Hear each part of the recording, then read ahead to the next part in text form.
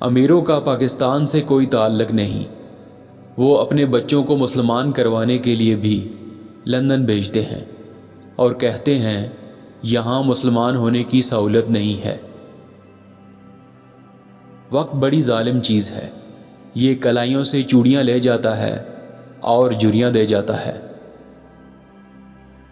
ہماری قوم کو یہ نہیں پتا کہ وزیر اعظم کا اصل کام کیا ہوتا ہے، وہ تو بس یہ جانتی ہے کہ جو سڑکیں، پل اور گٹر بنائے وہی وزیر اعظم ہے۔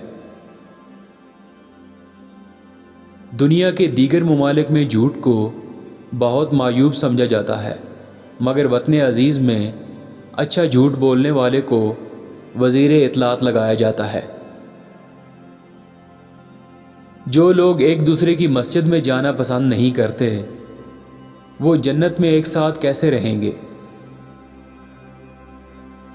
دنیا بھر میں جب سوال اٹھایا جاتا ہے تو اس کا جواب ڈھونڈا جاتا ہے، جبکہ پاکستان میں سوال کرنے والے کو ڈھونڈا جاتا ہے پھر اٹھایا جاتا ہے۔ حاجیوں کی تعداد میں پاکستان دوسرے نمبر پر، جبکہ دنیا کے ایماندار ملکوں میں 160واں نمبر ہے۔ ہمارے حکمرانوں نے اتنی دولت گھروں میں اکٹھی کر لی ہے کہ عزت کے لیے گھر میں جگہ ہی نہیں بچی۔ اس معاشرے میں عورت کا مرتبہ کیسے بلند ہو سکتا ہے جہاں مردوں کی لڑائی میں گالیاں ماں بہن کی دی جاتی ہیں؟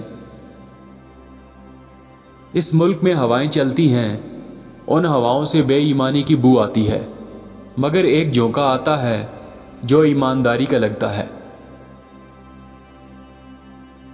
اگر آذانوں سے فرق نہیں پڑ رہا تو 10 روپے کی چیز 10 روپے میں بیچ کر دیکھو، شاید اللہ کو رحم آ جائے۔